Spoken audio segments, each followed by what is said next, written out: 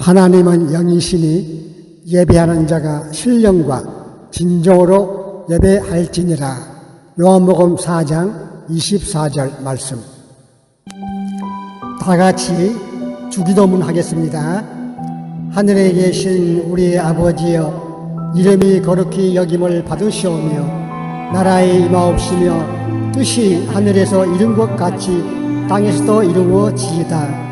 오늘날 우리에게 일용할 양식을 주옵시고 우리가 우리에게 죄 지은 자를 사하여 준 것 같이 우리 죄를 사하여 주옵시고 우리를 시험에 들게 하지 마옵시고 다만 악에서 구하옵소서. 대개 나라와 권세와 영광이 아버지께 영원히 있사옵나이다. 아멘.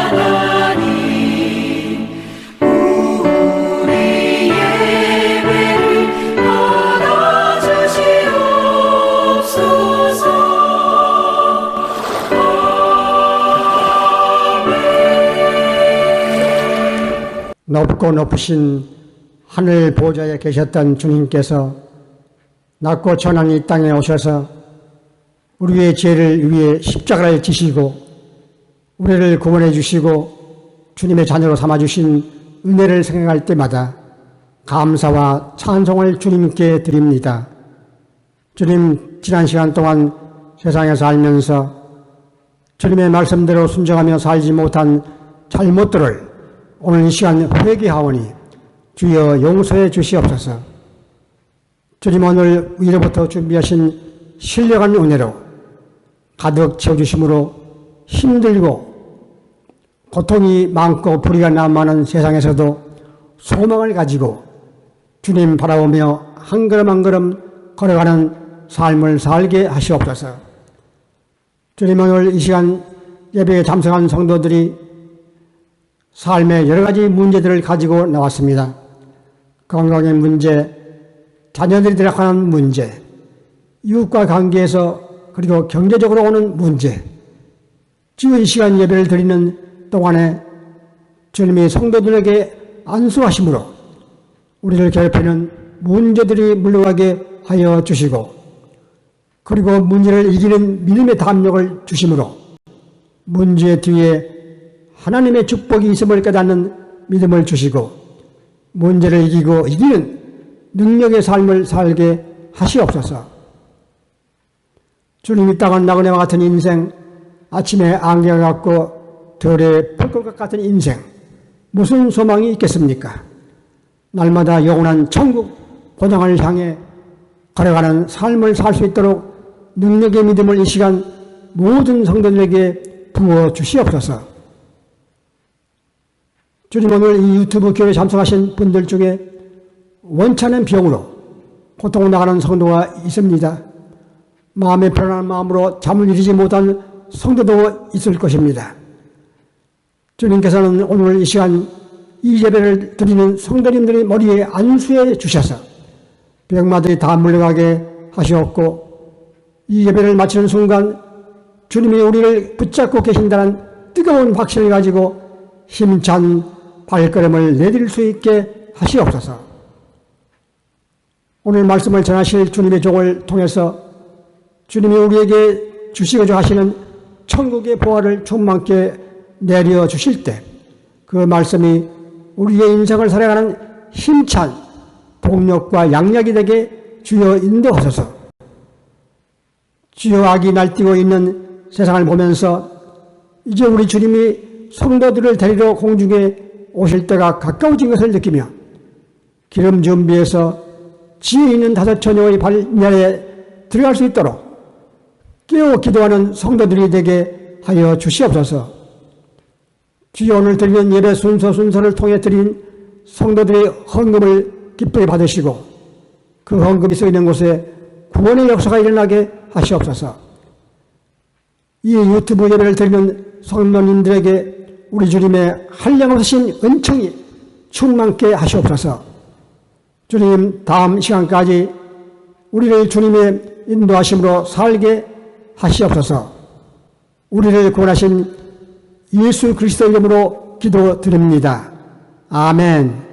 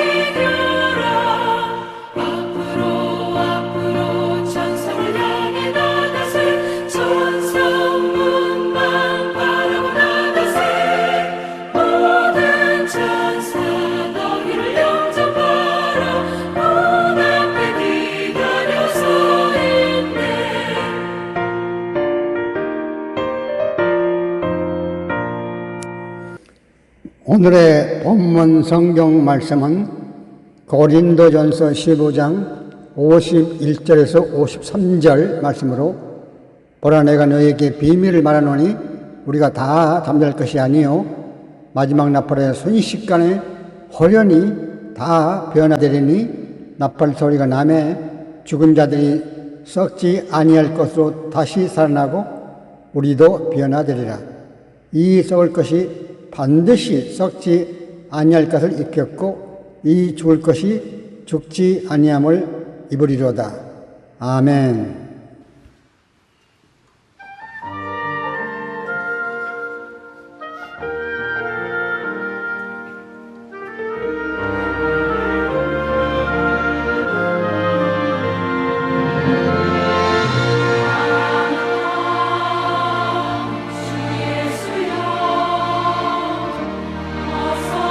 주여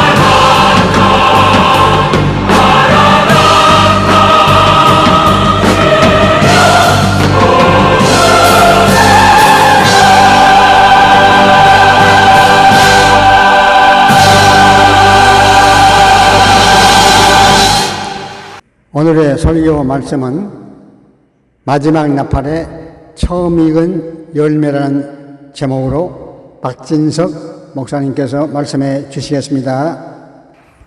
예수님의 초림을 알려주는 봄절기, 사람을 하나님의 알곡, 영혼으로 추수하는 농사예요. 봄농사절기는 유월절, 무교절, 초실절, 그리고 오순절날 비와 같이 부어지는 성령의 권능받아 약 4개월의 여름 동안 주로 이방인 영혼을 추수합니다. 지난 2000년이 여름과 같다고 보면 돼요. 지금은 이제 여름 끝을 향하여 달려가고 있어요. 이제 곧 가을로 접어들거든요. 오랜 세월 지켜온 소중한 교회 절기를 구약 레위기 23장의 여호와의 7절기와 연결시켜서 이해해 보려고 하는 데는 이유가 있어요. 우리가 유대인들처럼 7절기를 그대로 다 지켜보자는 말은 절대 아닙니다. 이 부분은 오해 없으셔야 돼요. 할 수도 없고, 골로새서 2장 16, 17절에서 말씀하신 것처럼 여호와의 절기는 주님 오시는 장래일의 그림자일 뿐입니다. 초림 첫 번째 오셨잖아요. 그리고 약속대로 한 번 더 오신답니다. 그게 가을 절기예요. 그래서 봄에 오셨고 가을에 오시는 거예요. 봄에 시작했고 가을에 시작하는 거예요. 그러나 여호와의 절기를 중심으로 신약의 교회 절기를 살펴보면 훨씬 더 실감나고 입체적으로 피부에 와닿게 하나님의 시간표를 깨닫는데 도움이 되기 때문입니다. 자, 신부가 신랑과 결혼할 때를 알아야 결혼 준비를 하지 않겠습니까? 이제 봄이 되니까 주례 요청이 많아요. 제일 먼저 묻는 게 뭡니까? 어느 날 하지요? 저도 스케줄을 잡아야 되니까. 하나님이 사돈이고 우리는 땅에 있는 사돈이에요. 하나님하고 우리하고 사돈지간 되는 것이 하나님과 사람, 하늘과 땅이 예수와 하나 되는 것, 그걸 말하는 결혼의 비유를 하고 있는 비유를. 어떻게 우리가 하나님과 사돈이 될 수 있어요? 비유입니다, 비유. 물론 살아있는 성도들이 예수 믿고 살아있는 동안에 공중으로 들림받는 휴거를 포함한, 휴거라 그러잖아요. 휴거를 포함한 주 안에서 죽은 성도들의 첫째 부활, 따라합시다. 첫째 부활. 어린 양의 혼인잔치의 정확한 날과 시간은 알 수가 없어요. 이 결혼식, 하나님과 사람, 그를 믿는 사람, 예수님이 성자 하나님이거든요. 사람이 되셨으니까. 그리고 하늘과 땅, 하늘의 예루살렘과 땅의 예루살렘이 결혼하는 정확한 날과 시간은 누구도 모릅니다. 그 날과 시간은 오직 하나님 아버지만 아셔요. 그러나 그 정확한 날과 시간은 몰라도 우리가 여호와의 7절기를 통하여 결혼 스케줄, 때와 시기, 절기는 우리가 알 수 있거든요. 준비할 수 있는 거예요. 그래서 중요한 거예요. 준비하기 위해서 이런 부분들을 살펴봐야 되는 거예요. 자, 그런데 요한계시록 20장 4절, 5절, 6절은 첫째 부활에 참여하는 성도들은 주님과 더불어, 신랑과 더불어 1000년 동안 왕노릇할 것이라고 했습니다. 몇 년 동안요? 1000년 동안 왕노릇할 것이라고 했습니다. 누가? 첫째 부활에 참여하는 자들. 아니, 예수 믿으면 다 천국 영생 부활이지 첫째 부활은 또 뭐야? 좀 이런 의문들을 가지시고 성경을 좀 읽고 연구하고 묵상하고 접근하시기를 바랍니다. 이제는 이런 걸 자세히 알아야 돼요. 그런 때가 되었다고요. 그래서 그걸 저 나름대로 조금 깨달은 것들을 나눌 테니까 이치에 와닿는지 여러분이 잘 한번 생각해 보셔요. 성경에 있는 이야기를 나름대로 이야기할 거니까. 첫째 부활은 두 가지로, 또 여러 가지 설명할 수 두 가지로 설명해 볼게요. 먼저 주님과 같은 부활의 몸으로 변화되는 성도의 부활입니다. 열매로 말하면 주님을 닮은 삶의 열매, 주님처럼 처음 익은 열매, 부활의 첫 열매로 잘 익었기 때문에 먼저 추수하는 거, 먼저 부활하는 거예요. 우리가 청송에 사과밭에 농사 짓는 분들은 아실 거예요. 농부가 어때요? 나중 것부터 따는 분, 독특한 분이죠, 그분은. 백화점에 납품하거나 좋은 가격에 시장에 내다 팔 탐스러운 사과부터 추수하지요. 그게 첫째 부활이라고 생각하면 돼요. 이해되셨습니까? 예, 첫째 부활. 그 다음에 또 아까 요한계시록 10장에서 읽었던 것처럼, 이해했던 것처럼 그리스도의 나라에서 주님이 오셔서 자기 나라를 회복해요. 그리스도의 나라에서 주와 더불어 왕노릇하는 부활 정도로 이해하면 되겠습니다. 그러니까 따라합시다. 왕노릇하는 부활. 그럼 여러분 왕노릇 하고 싶어요? 아니면 뭐 하고 싶어요? 왕은 아닌데 왕노릇 하는 거예요. 왕과 함께. 그게 첫째 부활이에요. 처음 익은 열매 추수고 어린 양의 혼인잔치고. 여호와의 절기를 살펴보면 이 첫째 부활이 나팔절에 일어날 것을 알 수 있어요. 고린도전서 15장은 우리 성도들에게, 주님의 신부들에게 가장 중요한 부활 소망, 결혼으로 하나 되는 소망의 근거를 설명하는 장이 부활장입니다. 부활장. 우리가 부활할 수 없잖아요. 영생할 수 없잖아요. 죽잖아요. 모두 다가. 아무리 비나이다 해도. 그런데 예수님을 통하여, 예수님이 씨예요. 썩지 아니하는 영생의 말씀 씨앗을 우리 마음밭에 심었잖아요. 하나님이 아버지가 입으로 뱉었어요. 모든 만물과 생명의 주인이, 생명의 근원이신 분이, 전지전능한 분이, 창조주가 뱉었거든요. 그 말을 우리 마음밭에 심는 거예요. 예수님 자체가 말씀이 아니면 말씀 씨앗인 거예요. 영원히 썩지 않는 말씀 씨앗을 우리가 받았거든요. 그런데 믿잖아요. 심었는데 잘 가꾸어야 돼요. 믿음 생활을 잘한다는 건 주님을 닮아가야 돼요. 주님의 성품을 닮아야 돼요. 주님의 성깔, 빛깔을 닮아야 돼요. 사랑과 희락과 화평과 오래 참음과 자비와 양선과 충성과 온유와 절제. 또 그분이 우리 신랑입니다. 우리 남편이고, 그분의 십자가의 멍에를 메고 그 사랑을 깨닫고 주와 복음을 위해서 각자 분량대로 고생하고 수고하고 일해야 되는 거예요. 이치에 받았습니까?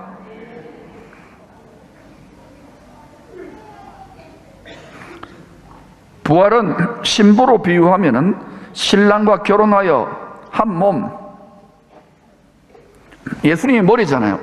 우리가 한 몸에 지체되었다는 말은 우리가 죽을 수밖에 없는데 이미 부활 영생에 들어가신 그분과 연합됨으로 한 세 사람을 이루는 거예요. 썩지 않는 영원한 몸, 영광의 몸, 부활의 몸을 우리 자체로 있는 게 아니라 예수님과 연합됨으로 이걸 결혼에 비유한 거예요. 그래서 한 몸이 되는 거예요. 나무로 말하면 가지에 접붙여져 가지고 그 생명의 영생의 진액을 같이 빨아 올려서 부활의 열매를 맺는 거예요.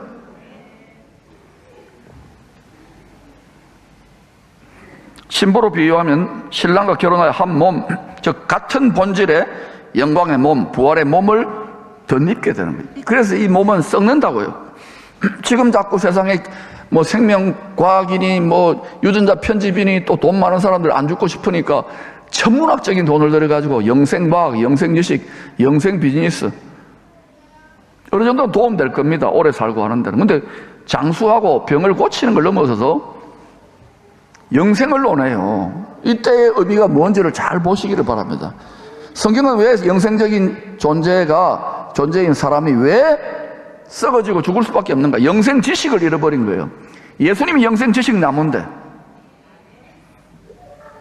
지금 물질적으로 풍요하고 건강하고 100세 뭐 잘하면 120세 뭐 또 영생을 오라니까 만복에 거는 생명에 거는 기쁨에 거는 지혜에 거는 예수님을 자꾸 갖다 버려요. 교육도 다 돈벌이 교육이 많잖아요. 그래서 이게 때가 정말 가깝구나 하는 것을 실감하는 거예요. 세상이 아주 밝고 환한 것 같지만 대명천지 같지만 예수님이 참 빛이잖아요. 참 빛이 없으면 어두운 거예요. 그걸 지금은 훨씬 더 어두워졌다고요. 왜냐하면 물질 문명을 교회 스피릿이 이겨야 되는, 예수의 스피릿이 이겨야 되는데 그래야 여러분 하나님이 막 좀 쏟아부어 하늘의 것들을 쏟아부어 주든지 말든지 할 거 아닙니까? 성경에 다 나와 있는 이야기더라고요. 어때요? 예수도 믿지만 우리 돈도 믿잖아요. 금송아지를 이거 한번 이겨보자는 것, 네, 여러분 고민해도 돼요. 그런데 성경에 나와 있기 때문에 자꾸 말씀을 해드릴게요. 특히 바울은 부활의 처음 익은 열매가 되신 주를 믿는 성도들의 첫째 부활의 신비를, 부활의 처음 익은 열매가 되는 신비를 이렇게 설명했습니다. 고린도전서 15장 51, 52절 시작. 보라, 내가 너희에게 비밀을 말하노니 우리가 다 잠잘 것이 아니요 마지막 나팔에 홀연히 다 변화되리니 나팔 소리가 나매 죽은 자들이 썩지 아니할 것으로 다시 살아나고 우리도 변화되리라. 여러분, 이거 믿는 게 예수 믿는 겁니다. 아유, 나는 이거 안 믿는데요. 근데 교회 다니면 착하게 살려고, 마음의 위로를 받으려고. 그거는 제대로 믿는 게 아니에요. 그거는 부산물이지. 우리가 왜 이렇게 여러분 중에는 막 고생하면서 막 이렇게 그래도 인내하면서 이렇게 믿느냐 하면은 심지어 순교도 하잖아요. 어떤 사람들은. 보라, 내가 너에게 비밀이란데 이건 알 수 없는 비밀. 미스테리. 하나님의 미스테리를 말하노니 우리가 다 잠잘 것이 죽는 것이 아니요 마지막 나팔. 어떤 나팔? 마지막 나팔. 호련이 다 눈 깜짝할 사이 변화되는 거예요. 죽은 자들이 썩지 아니할 것으로 다시 살아나고, 죽은 자들도 죽은 자들의 부활이에요. 그다음에 우리도 변화된다는 것은 살아있는데 공중으로 들림 받아가지고 어린 양의 혼인, 이걸 휴거다, 어린 양의 공중 혼인잔치다, 영생체가 되는 거예요. 산자의 부활인 거예요. 에녹처럼 그냥. 이거 믿습니까?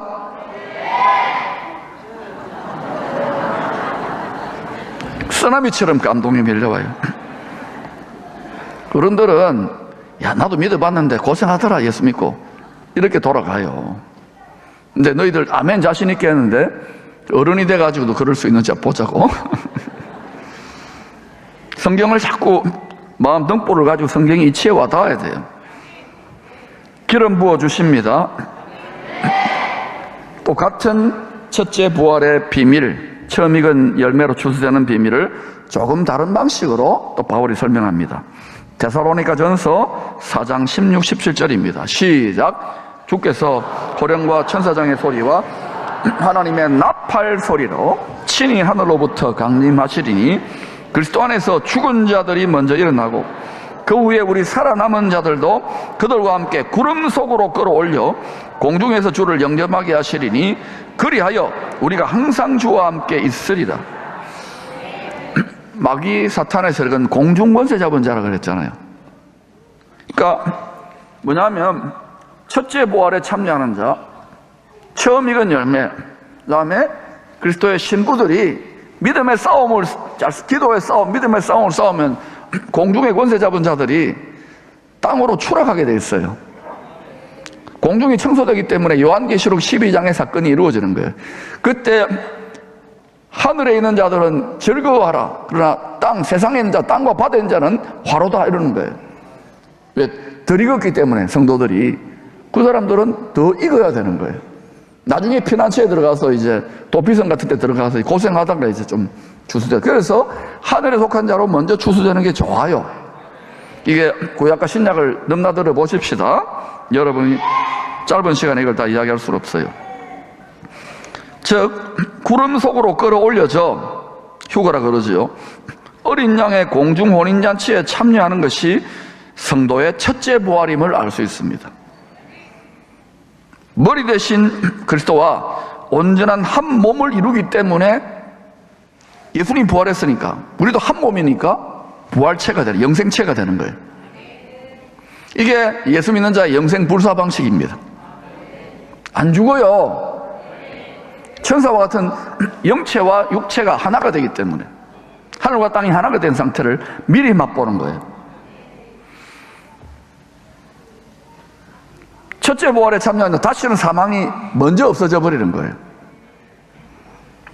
부활의 처음 익은 열매이신 주님처럼 극상품 처음 익은 열매로 부활하여 천국 곳간에 추수된다는 의미입니다. 천국에 백화점이 있는지 모르겠지만 제일 천국에 좋은 백화점에 먼저 추수돼 가지고 딱 이렇게 판매대에 올라간다 이거예요. 구름 속으로 끌어올려져 다시 오실 왕과 공중에서 결혼식을 하는 겁니다. 그래서 우리나라 전통 결혼식에는 드라이아이스로 구름 효과를 안 내잖아요. 이 서양 결혼식이 다 성경에 기초하고 있는 거예요. 웨딩 드레스 있고, 원래는 면박도 있어요. 이게 아포칼립스, 계시가 딱 열리는 거예요. 신랑의 얼굴을 보는 거거든요. 그리고 앞으로 이제 우리 성도들, 우리 교회 자매들 이제 결혼하면은, 제가 보면 다 화장하고 이쁘게 하잖아요. 날 받아 놓으니까 결혼식 화장 준비 어마어마하게 해요. 변신을 해버리더라고요. 그 다음에 어때요? 이제 우리 앞으로 자녀들, 이제 딸 특히 결혼할 분들은 머리에 멜류관을 씌워줘야 돼요. 미리 관 쓰고 나오더라고요. 없으면 제가 관을 하나 미리 여러 개 장만해 놓을게요. 저 다이소 같은 데 가면 다 팔아요. 그래가지고 보석도 박아 놓을 테니까 해가지고 가능하면 이렇게 목에 기부스할 정도로 큰 멜류관을 씌워 드릴게요. 이게 다 뭐냐면, 이 웨딩드레스 빛나잖아요. 하얀 세마, 빛나고 하얀 세마 보신 거예요. 빛의 후사인 거예요. 다 이게 성경 이야기를 하는 거예요. 좋은 건 알아가지고. 근데 결혼식 장소 어디라고요? 공중에서 하는, 공중에서. 결혼식장도 우리 사돈이신 하나님 아버지 측에서 다 준비하는 거예요. 예수님이 다 준비해버려요. 우리는 뭐만 준비하면 되느냐면은, 우리는 주님을 닮은 속사람의 성품, 이거 밀가부로, 육체의 정욕을 가부로 내는 게 힘든 거예요. 그래서 하나님이 사랑하는 종들은, 하나님의 자식들은, 이 주님과 새 몸으로 하나 되는 하나님의 가족들은 징계를 하시는 거예요. 하나님이 육체를 깨뜨리고, 또 고집과 욕심과 정욕, 부패한 것들, 죄, 이걸 다 걷어내어야 뭐 신랑하고 결혼할 만한 그런 상태가 될 거 아닙니까? 아시겠어요? 근데 이 체질이 교회를 수십 년 또는 몇 대째 믿는데도 이게 종교적으로 이해되면은 그냥 뭐 좀 이렇게 신용만 좀 하고는 세상에 가면 완전히 세상과 짝해가지고 딴짓 할 수 있단 말이에요. 그러면 어때요? 나중에 하나님 하다 징계도 안 하면은 이거 버림받은 것인지도 몰라요. 자기는 교회 열심히 왔다 갔다 하는지 몰라도 성경대로 여러분 잘 보라고. 나 믿는데요? 믿는데 행함이 있느냐는 것이죠. 열매를 맺느냐는 거예요. 예수님을 닮은 열매, 삶의 열매, 영혼의 열매, 회개의 열매. 좋은 열매 맺지 않으면은 농부가 와가지고 뭐 한다 그랬어요? 마지막 농사를 마무리 지을 때 꺾어가지고 불에 던져 사른다 그러지요. 하나님의 말씀은 온 세상은 사라져도 하나님의 말씀만이 영원히 서게 돼요. 80억 인류가 세계에서 제일 머리 좋은 사람이 아니다 그러더라도 예수님이 진리입니다. 할렐루야. 이 진리로 무장하고 세상의 경쟁력을 가지게 되면 앞으로 특별히 우리 자녀들의 시대는 통일 대한민국을 통해 열방을 축복할 만한 인물들이 일어나게 될 줄로 믿습니다. 예수 그리스도를 경외하는 것이 지혜와 지식의 근본인 거예요. 그래서 오히려 지금이 기회라는 것이죠.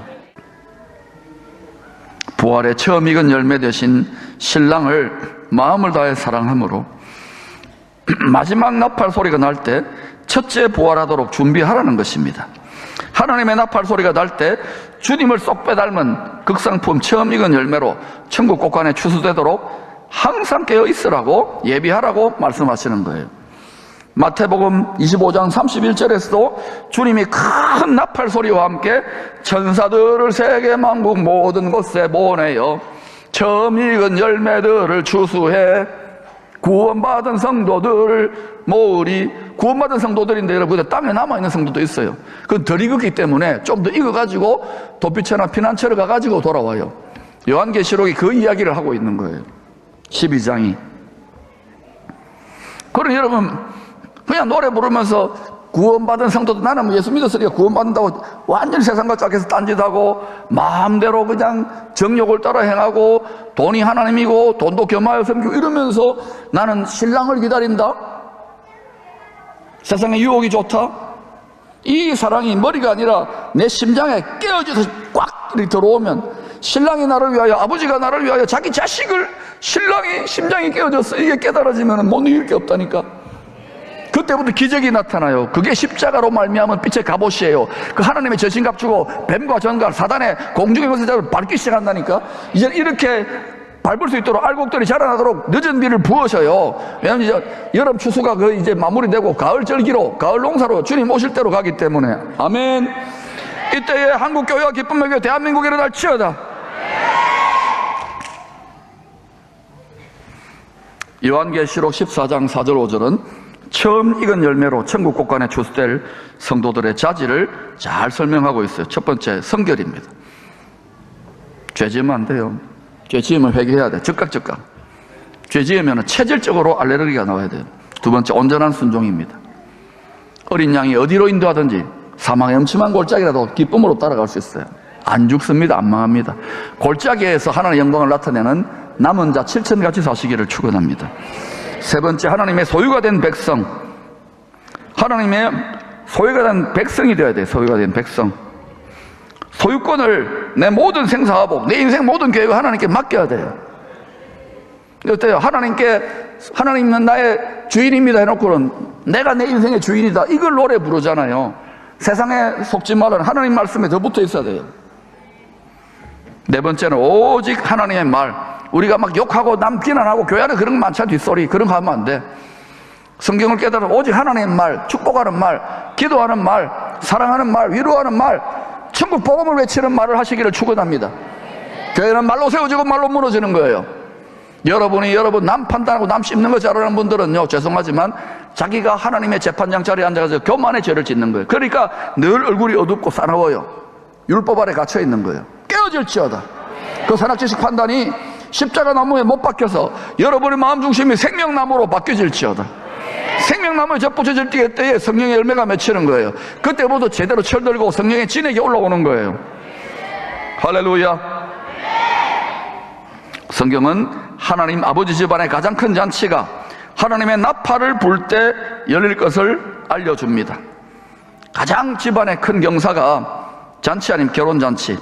나팔절에 부는 이 마지막 나팔, 하나님의 나팔, 큰 나팔은 요한계시록 8장, 9장, 10장, 11장에 7 천사들이 부는 7 나팔과 관련이 있습니다. 이 이스라엘은 이 나팔절의 신비를 모른 채로 무려 3,500년간이나 3,500년간이에요. 어린 양의 혼인잔치 리허설을 해왔던 거예요. 나팔절에 히브리 말은 욤 테루아입니다. 하늘의 문이 열리는 때, 또 이리로 올라오라, 생명책을 펼치는 때 등과 같은 여러 가지 의미를 갖고 있습니다. 주님의 재림을 알리는 나팔절에는 4가지 방식의 나팔을 불었습니다. 3일 동안 이 나팔들을 부른대요. 나팔절에 3일째 오실 왕을 통한 새 나라, 새 창조의 시작, 그리스도의 나라가 시작된다는 거예요. 새로운 시즌이 됨을 선포하는 마지막 나팔, 하나님의 나팔, 큰 나팔이 데키야 하카도르입니다. 타락하기 전에 첫사람 아담은 하나님이 혼신을 다하여 모든 호흡을 불어넣어 리빙 소울, 걸작 중의 걸작으로 영생하는 하나님과 참된 경배와 소통을 하는 존재로 창조를 하셨어요. 어린 양의 결혼식을 잘 준비한 죄인들 중에서도 회개하고 예수 믿고 어린 양의 결혼식을 잘 준비한 설기 있는 신부들에게는 하나님이 친히 혼신을 다하여 부르는 데키야 하카도르 큰 나팔, 이 나팔 소리를 듣고 성도 신부들이 저렇게 가는 거예요. 첫째 부활을 이루시는 거예요. 그러나 첫째 부활, 어린 양의 잔치에 참여하지 못하는 사람들이 더 많을 겁니다. 죄송하지만 이분들은 익어야 돼요. 땅에 남아가지고. 이때에 소위 짐승의 표라고 하지요. 이 세상에 그런 부분에서 연단을 받고 이제 또 피난처가 예비되어져요. 이렇게 오든지 아니면 믿음을 포기하는 자도 있겠지요. 하나님의 성경대로 지금 구약과 신약대로 창세기부터 계시록까지 계속 같은 패턴으로 하나님의 추수, 영혼의 추수, 하나님을 닮은 영혼의 추수를 하고 있다는 것을 기억하시기를 축복합니다. 생활 선교사들이 되십시다. 이 세 종류의 나팔을 번갈아 99번 정도 부른 후에 100번째 부르는 마지막 나팔이 떼끼야 하까도르입니다. 이 떼끼야 하까도르 마지막 나팔, 하나님의 나팔, 큰 나팔 소리가 날 때 어린 양의 호린잔치, 첫째 부활, 처음 익은 열매들의 추수가 있을 것입니다. 그러므로 항상 깨어 서로 격려하며 위로하며 성경의 나팔 소리에 귀 기울여 모두 다 이 첫째 부활에 참여할 수 있기를 축원합니다. 모든 것이 주께로부터 왔으니 이 예물을 주께 드리나이다.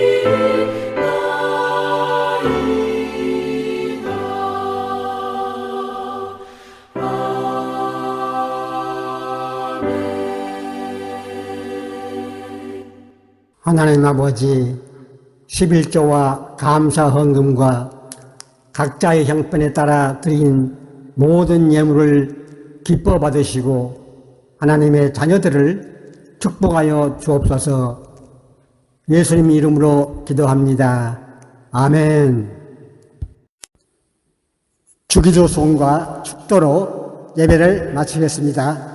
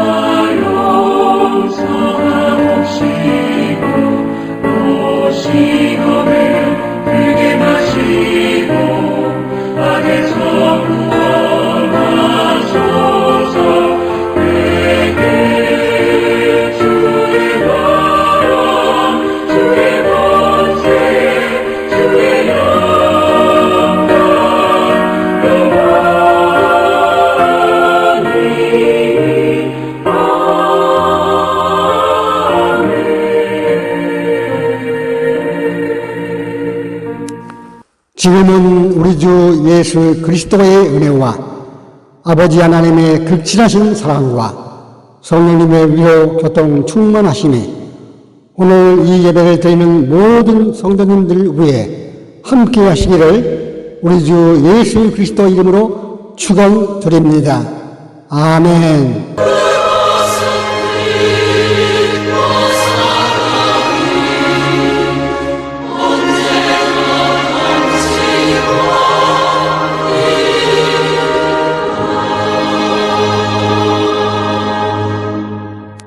이것으로 이번 주 유튜브 교회 예배를 마치겠습니다. 다음 주 기쁨으로 다시 만나시겠습니다. 할렐루야!